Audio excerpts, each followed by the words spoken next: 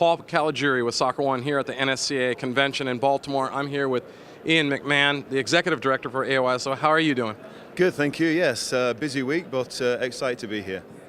Tell us some new initiatives moving forward with AYSO. I know there's a lot of exciting things going on. If you could give us kind of an outlook of what we foresee happening in the year 2016.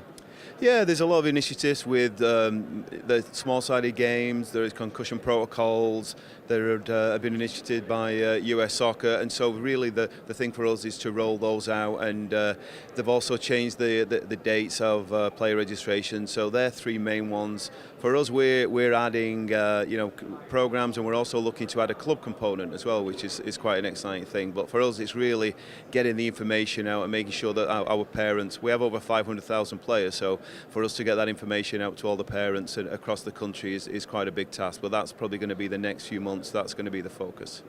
Yeah, it's not as easy as just click of a button, everyone knows. You got to kind of educate them a little bit.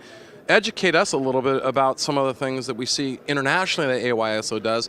I know a lot of people think of AYSO just being on a national spectrum, but you also do some things internationally. Is that correct? Yeah, we've got, Trinidad and a few of the islands, so we're looking at, we'd like to expand that, but obviously there's so much going on in the US at the moment. We're going to keep one eye on that. We get approached quite often. We've got a very robust curriculum and development, and some of the initiatives, we're a volunteer organisation. We put 50,000 coaches through every year through our programme, and so people overseas clearly want us to be part of them. It's just finding the mechanism and the logistics and the people, to be brutally honest, that we can do that. But that's the plan. We'd like to move a little bit more overseas, and again, some of the areas in CONCACAF have already approached us.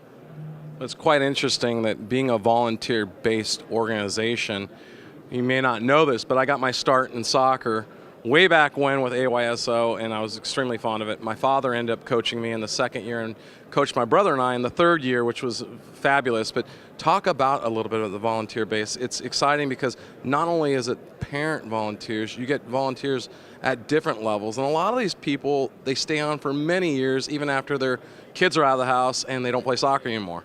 Absolutely. I've been involved in soccer all my life. I was fortunate to be a professional, and it's very humbling to be around some of these people. We have people who have been volunteering in AYSO. We were 50 years old last year, and some of these people have been volunteering for 45 years.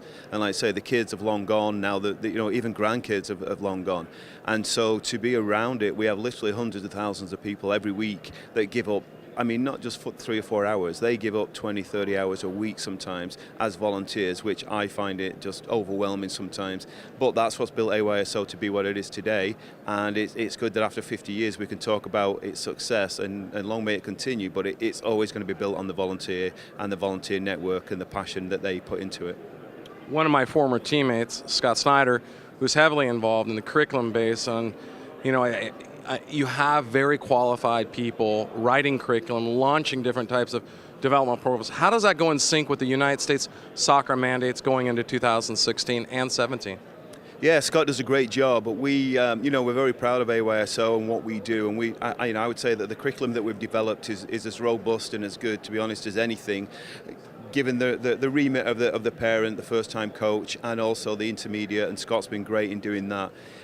It's sinking. It's just really because there are so many mandate changes and some of the new things that are coming on board, it's very difficult. We want to, if it's a first-time coach, I think some of these things can scare them a little bit, and that's where Scott's developed a curriculum from the 3, 4, 5-year-old player coming in all the way up to, like I say, we're now going to add where the high school player, but also an opportunity for players to play in a club level as well.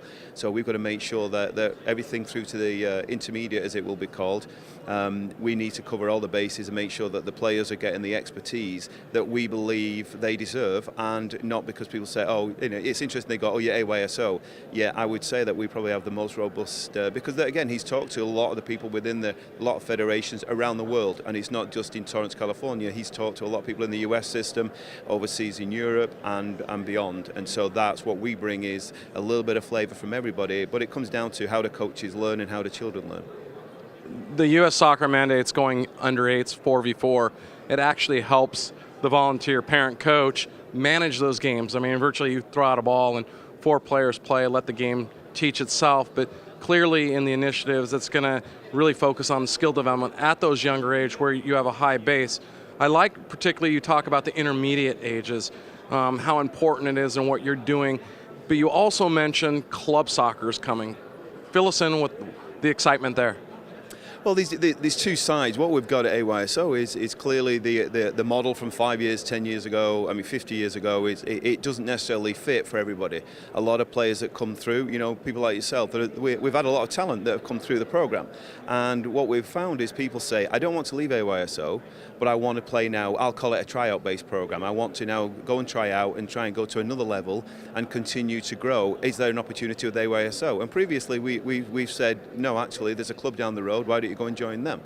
But what we've decided is people have just said, we want to play AYSO, we like the beliefs, we like the values, we like everything that you do, and that's where, with Scott now, we're putting those things together and we're saying, right, we will offer a club component, a tryout-based component that we will roll out over the next year or so, giving people, if you want to stay in AYSO, whether you're the first-time recreational player or you want to go to the possible, the next highest level, we're going to offer it to you. Well, thank you very much for sitting down and talking with us. Congratulations on all this exciting news with AYSO. Wish you all the best. Thank you. Yeah, appreciate it.